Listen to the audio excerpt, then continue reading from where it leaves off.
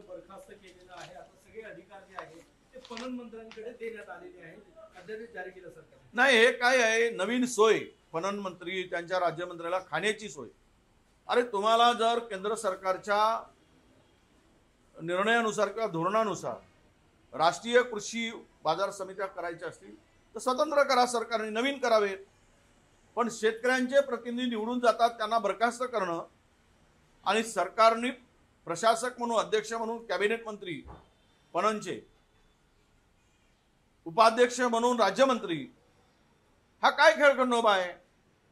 म्हणजे तुम्हाला मुंबईचा उलाढाल 10,000 कोटीची आहे.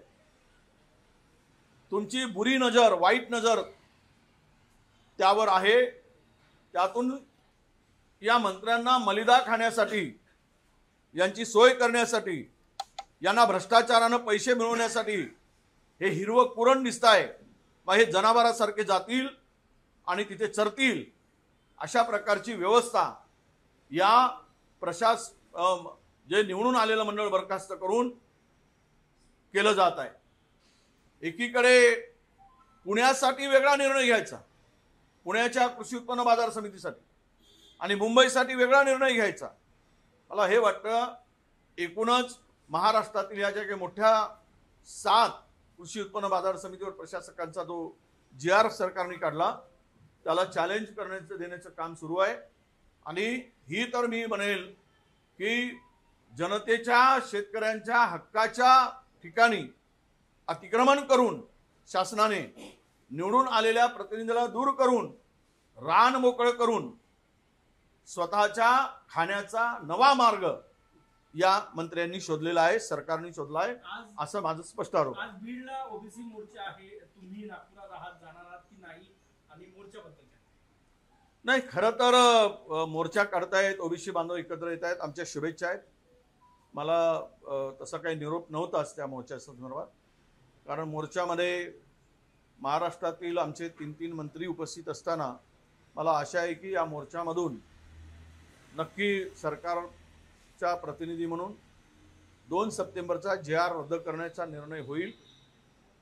आम्ही जरांगेनी जे केलं ते लोकांच्या पुढे आहे, पण अलीकडे जरांगे जरांगे जरांगे म्हणून सरकारची पाठराखण होऊ नये.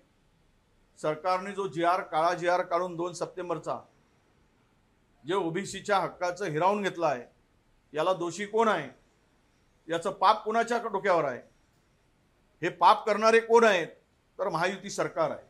म्हणून टार्गेट कोण आहे, तर हे महायुती सरकार आहे. कशाला कमर झुकवायला लागली त्या जरांगीच्या पुढे, कशाला माना वाकवायला लागल्या? जरांगेंनी त्यांच्या समाजासाठी केलं, तो एल्गार केला असेल, पण सरकारने मात्र 54% ओबीसीला उद्ध्वस्त करताना थोडंही काही वाटलं नाही, त्यांना याची चिंता वाटली नाही. आणि आज जर या संदर्भात 2 सप्टेंबरचा GR रद्द होण्यासंदर्भात जो काही एल्गार मेळावा होतोय त्याचं स्वागत करतो, पण 3 मंत्र्यांनी, तिकडे 2 मंत्री आहेत, पंकजाताई आणि भुजबळ साहेब, आणि मंत्री आहेत त्याच्याबरोबरचे आमदार पण आहेत. आमचे पडळकर जे आहेत फार पॉवरफुल आमदार आहेत. दुसरे आमदार आहेत धनंजय मुंडे, मंत्री राहिलेले आहेत, विरोधी पक्ष नेते राहिलेले आहेत, तेही वजनदार नेते आहेत. तर मला वाटतं 3ही पक्षाचे प्रतिनिधी, सत्ताधारी त्या मेळाव्यात प्रमुख उपस्थिती आहे.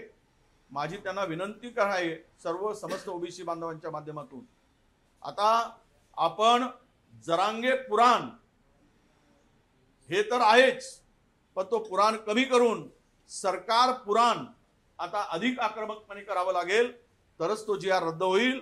नाहीतर आपण म्हणू की आपल्याला आशेचा किरण, हा आशेचा किरण काय करतो हे तुम्हाला सांगावं लागेल. पडळकर यांनी म्हटलेलं की हिंदू मुलींनी जिम मध्ये जाऊ नये, जिम मध्ये गेल्याने लव जिहाद होतो, तिथले कोच मुस्लिम असतात. असं आहे की ज्याला काही जमत नाही त्याने असे हे खुटी उपाड धंदे करायचे. हे खुटी उपाड धंदे आहे, यांची स्थिती बंदरासारखी होणार आहे. शेपूट झाली, त्या गॅपमध्ये गेली, खुटी उपडता उपडता खुटी तर निघेल, पण शेपूट लटकून जाईल आणि बंदराला बोंबलावं लागत बसेल. हे जे धंदे चालले आहेत, विकासावर बोलायला पाहिजे. निवडून कशासाठी देतो माणूस? हिंदू मुस्लिम करायसाठी देतो? तुम्हाला लोकप्रतिनिधी म्हणून कशासाठी पाठवतात? जनतेच्या कामासाठी, प्रश्नासाठी, महाराष्ट्राच्या विकासासाठी, शेतकऱ्यांच्या हक्कासाठी, बेरोजगारांचे प्रश्न सोडवण्यासाठी, महाराष्ट्राला उंचीवर नेण्यासाठी. आणि हे सगळे खुटीउपाड धंदे महाराष्ट्रात जे सुरू आहेत, ते खुटीउपाड धंदे हे करण्यासाठीच काही माणसं झाडावर लावणारे, घरावर लावणारे, मंदिर मस्जिदीवर लावणारे काही बंदर पोचले गेले आहेत, असा माझा स्पष्ट आरोप आहे.